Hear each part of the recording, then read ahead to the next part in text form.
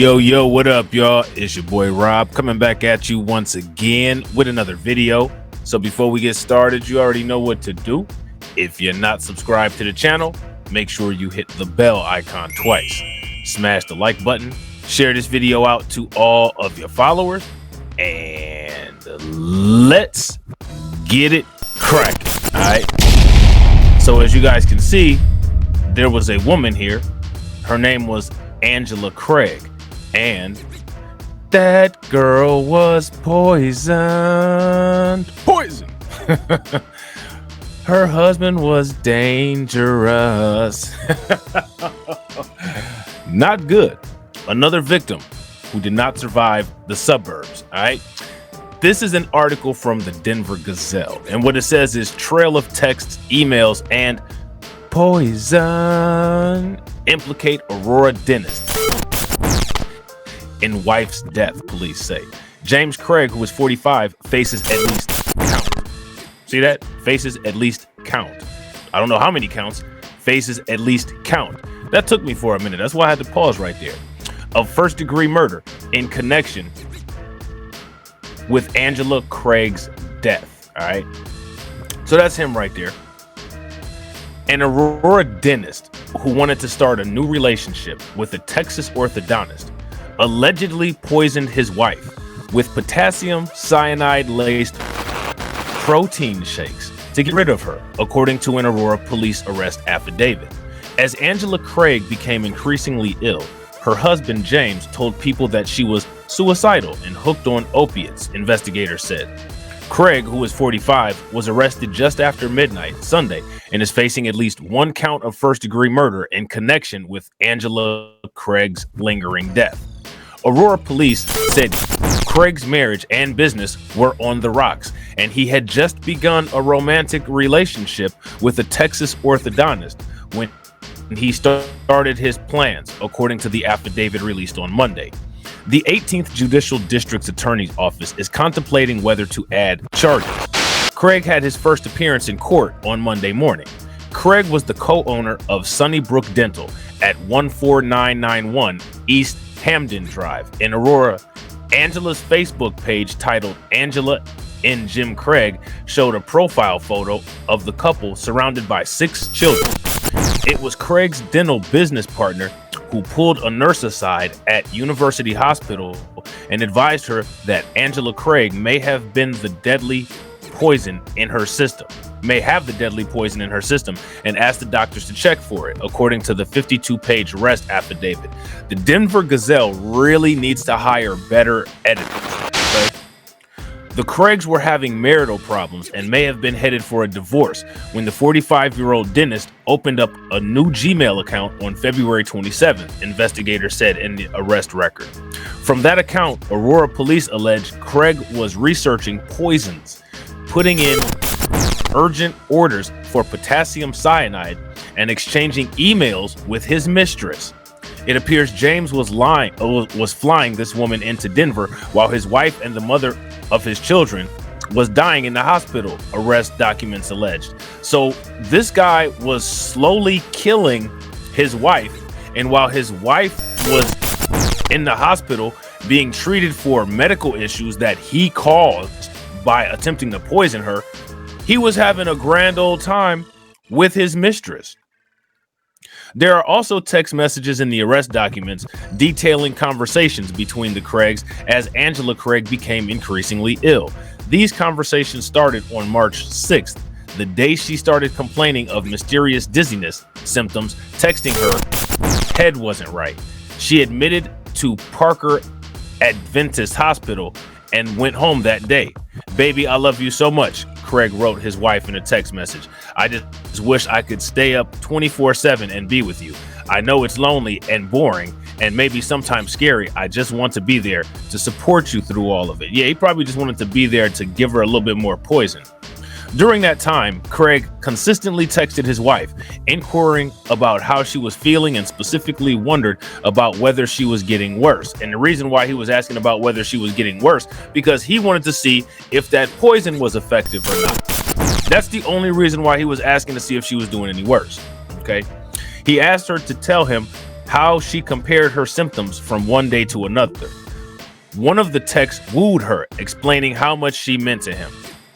As the song says, "I hope you know that you're enough for me. Indeed, more than enough," he wrote.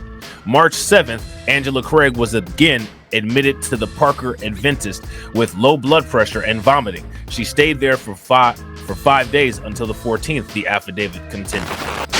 The next day, Miss Craig got worse. The arrest record said her brother drove her to University Hospital, where she experienced seizures and was admitted to the intensive care unit. Craig met them there. She had no brain activity and never regained consciousness. She died on March 18th. Craig asked doctors not to perform an autopsy, and the reason why was so that they didn't find any residual potassium cyanide in her system, explaining that if they couldn't find out what was wrong with her when she was alive, he didn't want medical staff poking her more after she was dead, the affidavit said. That right there should have been an immediate red flag. A flight itinerary listed in the arrest record showed that while Angela was on life support, the orthodontist from Texas had a flight from Austin to Denver, March 16th. The day she wrote Craig an email, "Honey, I do want to give you any comfort I can, but I do not feel it is right for me to mix in with all of those gathering to mourn Angela, and I don't want to meet your family as a friend and try to conceal what I feel for you." So that's interesting. In her signature, she said that she loved him. Most of Sunnybrook's web presence had been taken down by Monday. Angela Craig's family had not responded to a request for comment, and there is no word on funeral plans for her. James Craig is next due in court Thursday at 8:30 a.m., where he will be advised of formal charges. Okay, so now, since this article came out, an article about his court appearance has come out as well. All right, and we will check that out. Now, this is some shady business. All right, and this is not only the shady business of quote unquote dentistry, this is the shady business of the suburbs. This is one of the reasons why people have such a difficult time, in particular, families have such a difficult time surviving the suburbs. Aurora dentist accused of poisoning his wife, formally charged with first-degree murder. James Craig, who is 45 years old, is accused of poisoning his wife, Angela Craig. All right, and these people were successful. This guy was a dentist. He had his own practice. I can't remember if it said that his wife was a medical worker or not, but being a dentist, I'm sure he was making a pretty good income. You know what I'm saying? An Aurora dentist accused of plotting to kill his wife was formally charged with first-degree murder Thursday morning. James Craig, who was 45 years old, told office workers that his wife first began showing concerning symptoms of dizziness after he made her a quote-unquote protein shake, which we now know he was lacing with potassium cyanide, okay, which Aurora police investigators suspect was laced with a deadly poison, according to the arrest affidavit. Craig said 6 words in court in response to the judge's questions about whether or not he understood the advisement of charges: 5 yeses and 1 no. He shuffled into court, shackled and handcuffed, and dressed in an oversized orange jumpsuit, and sat quietly as he listened to the proceeding. At times, he whispered to his attorney, public defender Katie Telfler. Telfer waived Craig's right to have a preliminary hearing within 35 days.